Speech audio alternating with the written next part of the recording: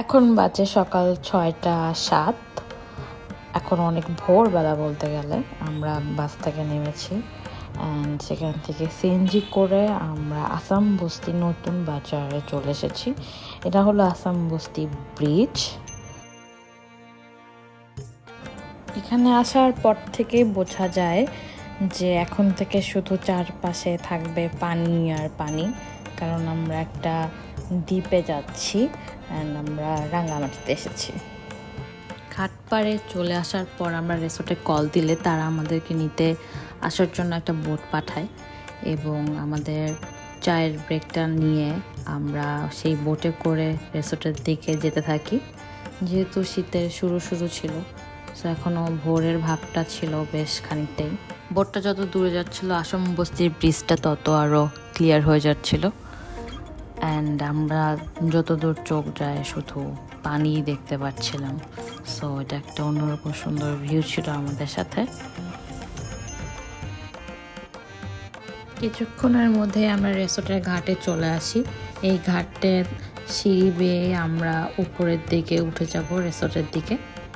So এখন যেহেতু অনেক সকাল, এখন মাত্র বাজে 6টা 50।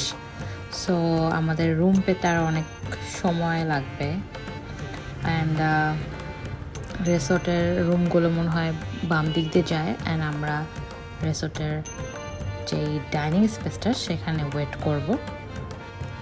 এই প্লেসটায় ওয়েট করতে করতে আমরা সকালের নাস্তা অর্ডার করি, চা কফি যা যা খাওয়ার খেয়ে নিই, কারণ অনেকটা সময় এখনও ওয়েট করতে হবে।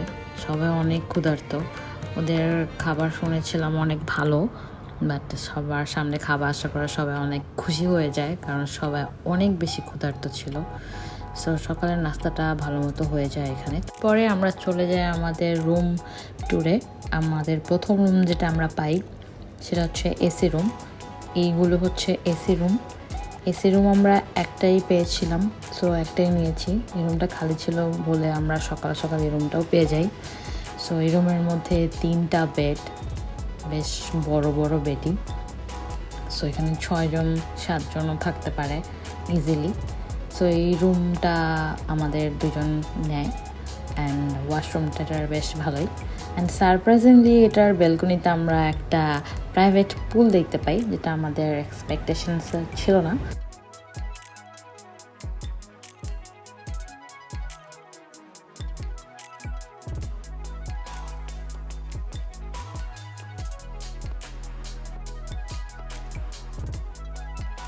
এই রুমে ওদেরকে বাই বলে আমরা আমাদের রুমের দিকে এগোতে থাকি। সো আমাদের রুমগুলো দেখতে থাকি। আমাদের হচ্ছে এখন কটেজ রুম নিতে হবে বাকি দুটো। সো এটা হচ্ছে রুম নাম্বার 1। রুম নাম্বার 1টা আমরা আগে একটু ট্যুর দিয়ে দিব, দেখবো যে ভিতরে সব কিছু ঠিক আছে কিনা। এটাই প্রথমে আমরা পেয়েছি ফাঁকা, সো আমরা ভাবছিলাম এটাকে আমরা নিয়ে নেই। রুমের ভেতরটা বেশ ছোট, বাট যেহেতু আমরা এসি রুমেই সারাদিন সবাই আড্ডা দিব, সো আমাদের এই রুমগুলোতে বেশি একটা কনসেন্ট্রেশন ছিল না। রুমটার বারান্দাটার ভিউটা খুবই সুন্দর, একদম নিচেই পানি। বারান্দার শেপটা পুরোই ট্রায়াঙ্গেল অ্যান্ড পাশের রুমটা দেখা যাচ্ছে সেকেন্ড রুম, এটা ওদের। এটা এখনও সম্পূর্ণ ক্লিন হয়নি। এটা ক্লিন হয়ে গেলে আমাদের প্ল্যান আছে আমরা সেকেন্ড রুমে চলে যাব।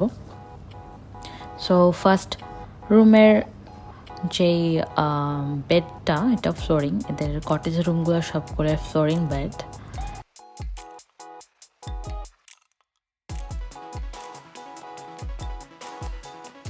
রুমটার ওয়াশরুমটা খুবই ছোট। কটেজ রুমগুলোর ওয়াশরুমগুলো সম্ভবত সবগুলো এরকম ছোট সাইজের। সো এখান থেকে বের হয়ে আমরা আমাদের যে রুমটা হবে সেই রুমটার দিকে যাব। ওই রুমটা এতক্ষণে হয়তো ক্লিন হয়ে গেছে।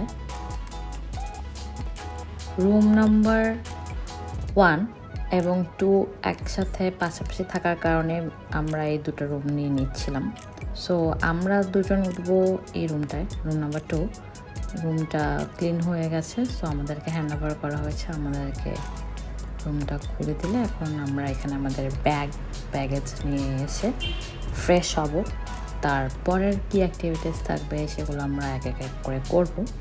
সো আমাদের রুমটা 1 নম্বর রুমের থেকে আমার কাছে বেটার মনে হয়েছে, অ্যান্ড এটার ওয়াশরুমটা ছোট হলেও ওটার থেকে বেটার।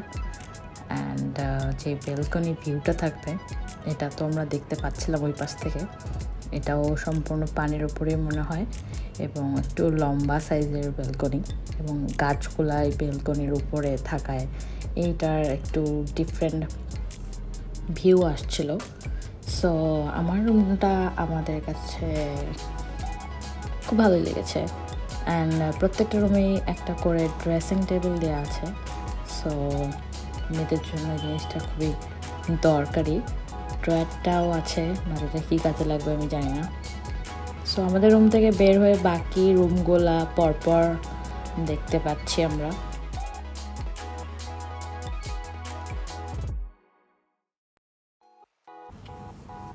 এই সাইডের রুমগুলো সব পরপর একটা করে 3, 4, 5, 6, 7 টোটাল 7টা কটেজ রুম আছে।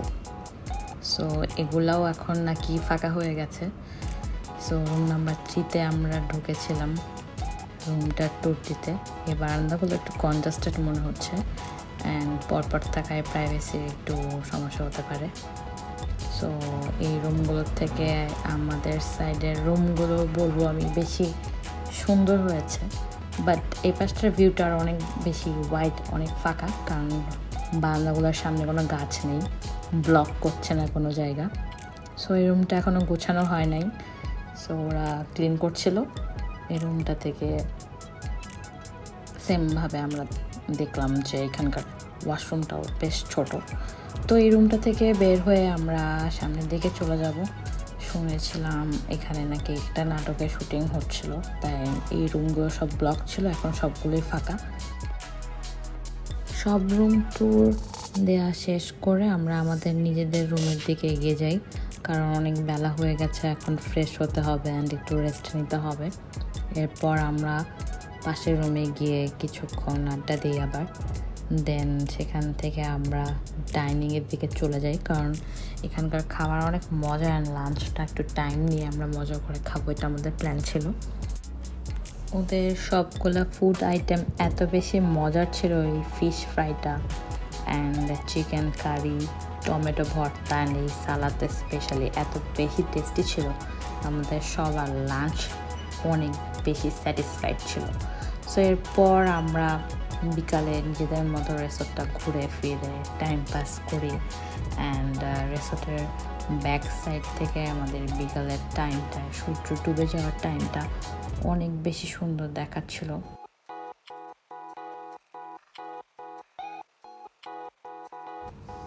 বিকাল থেকে নিজেদের মতো সময় কাটানোর পর সন্ধ্যার দিকে আমরা রুমের মধ্যে মজা করি নিজেরা। এরপর আমরা রিসোর্টটা আবার রাতের ভিউটা ঘুরে দেখি কীরকম দেখায়। সুন্দর দেখাচ্ছিল, অনেক সুন্দর লাইট ছিল, সো চারপাশটা বেশ ভালো দেখাচ্ছিল। সো আমরা আমাদের সাথে ফানুস নিয়ে যাই, ফানুসটা আমরা উড়াই। সো এটা আমাদের একটা এক্সট্রা অ্যাক্টিভিটিস ছিল। পর আমরা ডাইনিংয়ের দিকে চলে যাই ডিনার করার জন্য। ডিনারে গিয়ে দেখতে পাই যে আমাদের জন্য বারবিকিউ রেডি করা হচ্ছে। সো বারবিকিউটা হয়ে গেলে আমাদেরকে খেতে দেওয়া হয়। অ্যান্ড সন্ধ্যার স্ন্যাক্সের সাথে আমরা ব্যাম্বো ফ্রাইটা অর্ডার করেছিলাম, যেটা খুবই মজা ছিল দেখে আমরা আবার অর্ডার করেছি। এভাবেই আমাদের প্রথম দিন কেটে যায়, এবং পরদিন আমাদের প্রমোদিনী বোট লাইফের যে প্ল্যানটা ছিল সেটা থাকবে। সো এখানেই শেষ করছি। আল্লাহ হাফেজ।